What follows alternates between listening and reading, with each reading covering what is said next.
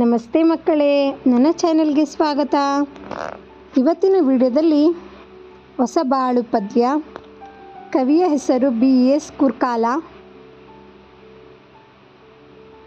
ಯಾರೆಲ್ಲ ನನ್ನ ಚಾನೆಲ್ಗೆ ಇನ್ನೂ ಸಬ್ಸ್ಕ್ರೈಬ್ ಮಾಡ್ಕೊಳ್ಳದೆ ನೋಡ್ತಿದ್ದೀರಾ, ಸಬ್ಸ್ಕ್ರೈಬ್ ಮಾಡ್ಕೊಂಡು ನೋಡಿ. ಬನ್ನಿ ವಿಡಿಯೋ ಶುರು ಮಾಡೋಣ. ಅಭ್ಯಾಸಗಳು. ಬಿಟ್ಟ ಸ್ಥಳಗಳನ್ನು ಸರಿಯಾದ ಪದಗಳಿಂದ ಭರ್ತಿ ಮಾಡಿರಿ. ಆ ವಿಭಾಗ. ಮೊದಲನೇದಾಗಿ, ಗಾಂಧಿ ತಾತನ ಡ್ಯಾಶ್ ಗುಬ್ಬಚ್ಚಿಯನ್ನು ಡ್ಯಾಶ್ ನೋಡುತ್ತಿತ್ತು. ಗಾಂಧಿ ತಾತನ ಚಿತ್ರ ಗುಬ್ಬಚ್ಚಿಯನ್ನು ನಗುತ್ತಾ ನೋಡುತ್ತಿತ್ತು.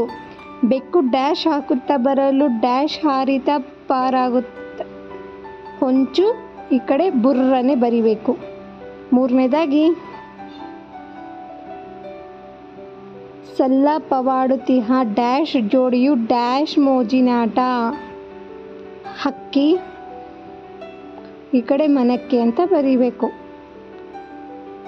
ಅಚ್ಚು ಡ್ಯಾಶ್ ಜೋಡಿ ಅನುಕೂಲ ಡ್ಯಾಶ್ ಬೆರಗುಗೊಳಿಸುವ ಪ್ರತಿಭೆ ಗುಬ್ಬಿಗಳಾಗಿ. ಇಲ್ಲಿ ಮೆಚ್ಚಿನ, ಇಲ್ಲಿ ದಾಂಪತ್ಯ ಬರಿಬೇಕು. ಒಂದು ವಾಕ್ಯದಲ್ಲಿ ಉತ್ತರಿಸಿರಿ. ಇದು ಸಜ್ಜಾದ ಗುಡಿ, ಈ ಕಡೆ ಹೊಸ ಬರಿಬೇಕು. ಗೋಡೆಯ ಮೇಲೆ ಯಾರ ಚಿತ್ರವಿತ್ತು? ಗೋಡೆಯ ಮೇಲೆ ಗಾಂಧಿ ತಾತನ ಚಿತ್ರವಿತ್ತು. ಪುಟ್ಟ ಹಕ್ಕಿಯು ಏನನ್ನು ಹುಡುಕುತ್ತಿತ್ತು? ಪುಟ್ಟ ಹಕ್ಕಿಯು ಬಿದ್ದಿರುವ ಕಾಳುಗಳನ್ನು ಹುಡುಕುತ್ತಿತ್ತು. ಗುಬ್ಬಚ್ಚಿಗಳದ್ದು ಯಾವ ಬಗೆಯ ದಾಂಪತ್ಯ? ಗುಬ್ಬಚ್ಚಿಗಳದ್ದು ಅನುಕೂಲ ದಾಂಪತ್ಯ. ಗುಬ್ಬಚ್ಚಿಗಳು ಏನನ್ನು ಸಂಗ್ರಹಿಸುತ್ತಿದ್ದವು? ಗುಬ್ಬಚ್ಚಿಗಳು ಅರಳೆ ಹುಲ್ಲು ಕಡ್ಡಿಗಳನ್ನು ಸಂಗ್ರಹಿಸುತ್ತಿದ್ದವು. ಈ ಕವನವನ್ನು ಯಾವ ಸಂಕಲನದಿಂದ ಆರಿಸಲಾಗಿದೆ? ಈ ಕವನವನ್ನು ಬರೆಯುವೆನು ನಿನಗಾಗಿ ಎಂಬ ಕವನ ಸಂಕಲನದಿಂದ ಆರಿಸಲಾಗಿದೆ. 2-3 ವಾಕ್ಯಗಳಲ್ಲಿ ಉತ್ತರಿಸಿ. ಗುಬ್ಬಚ್ಚಿಯು ಮನೆಯ ಅಂಗಳಕ್ಕೆ ಶೋಭೆ ಹೇಗೆ ತರುತ್ತಿತ್ತು? ಗುಬ್ಬಚ್ಚಿಯು ಮನೆಯ ಅಂಗಳದಲ್ಲಿ ಚೀವ್ ಚೀವ್ ಎನ್ನುತ್ತಾ ಹಾಡುತ್ತಿರುವುದು ರೀತಿಯ ಶೋಭೆಯಾದರೆ, ಚಾವಡಿಯ ಗೋಡೆಯಲ್ಲಿ ಗಾಂಧಿ ತಾತನ ಚಿತ್ರ ಗುಬ್ಬಚ್ಚಿಯನ್ನು ಕಂಡು ನೋಡುತ್ತಿರುವುದು ಮನೆಯ ಅಂಗಳಕ್ಕೆ ಮತ್ತಷ್ಟು ಶೋಭೆಯನ್ನು ತಂದಿತು.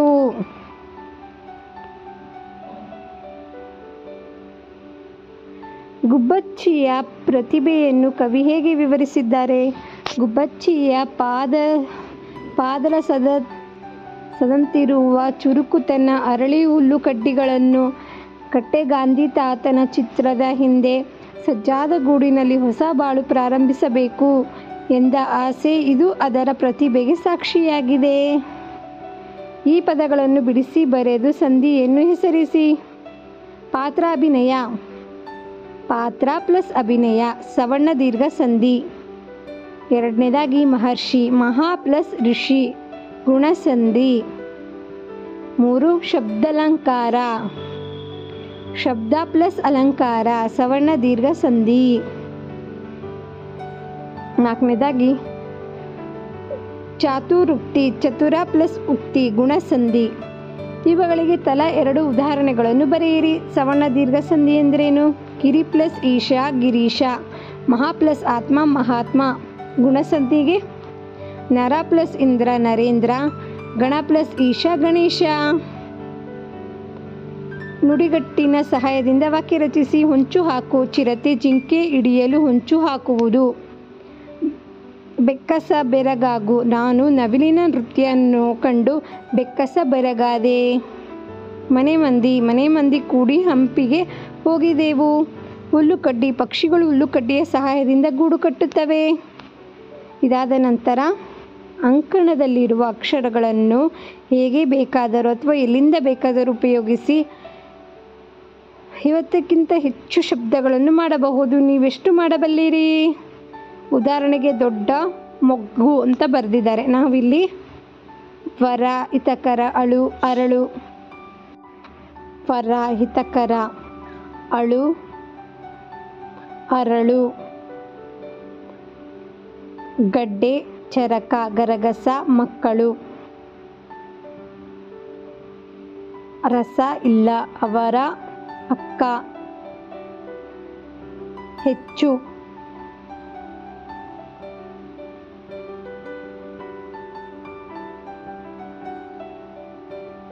ಮರ, ಹಿತ, ಮಗ, ಅರಸ, ಚಮಚ, ಸರ, ಮಗಳು, ಕಸ. ಇದರೊಂದಿಗೆ ಹೊಸ ಬಾಳು ಪದ್ಯದ ಪ್ರಶ್ನೋತ್ತರಗಳು ಮುಗಿದಿದೆ. ಧನ್ಯವಾದಗಳು ಸ್ನೇಹಿತರೆ. ನಿಮಗೆ ನನ್ನ ವಿಡಿಯೋ ಇಷ್ಟವಾದರೆ ನನ್ನ ಚಾನಲನ್ನು ಸಬ್ಸ್ಕ್ರೈಬ್ ಮಾಡ್ಕೊಳ್ಳಿ, ಲೈಕ್ ಮಾಡಿ, ಶೇರ್ ಮಾಡಿ. ಹಾಗೆ ಮತ್ತೆ ಮುಂದಿನ ವಿಡಿಯೋದಲ್ಲಿ ಸಿಗೋಣ. ಬಾಯ್ ಬಾಯ್ ಮಕ್ಕಳೇ.